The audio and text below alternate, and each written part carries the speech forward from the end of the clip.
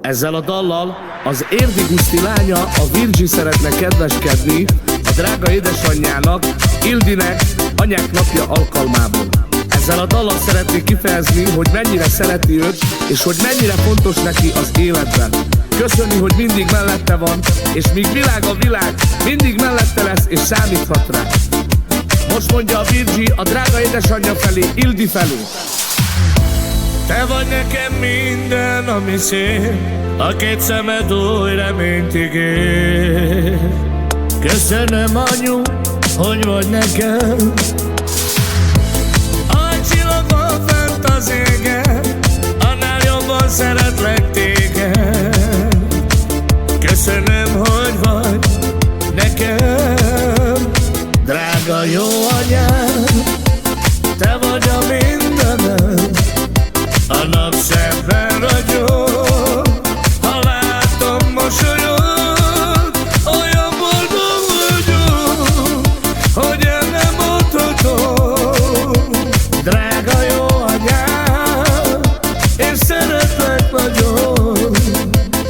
Drága jó anyám, te vagy a mindenem. Legyél mindig boldog, ezt kívánom nekünk.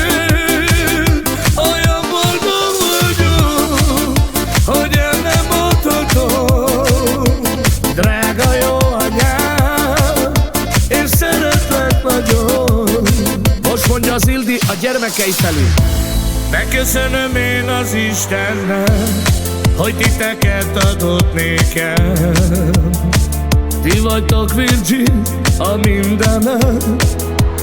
Ó, nincs nagyobb kincs a világon, mint a drága szép családom. Ők a mindenem e világon. Drága jó anyám, te vagy a mindenem. A nap szebben ragyog, ha látom mosolyod, olyan boldog vagyok, hogy el nem mondhatom.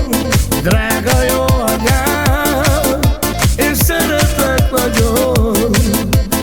Drága jó anyám, te vagy a mindenem.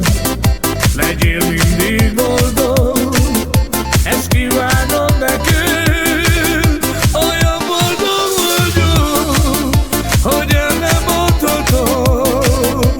Drága jó anyám, én szeretlek nagyon. Most mondja a Virgi. Drága jó anyám, te vagy a mindenem. A nap szebben ragyog, ha látom mosolyod,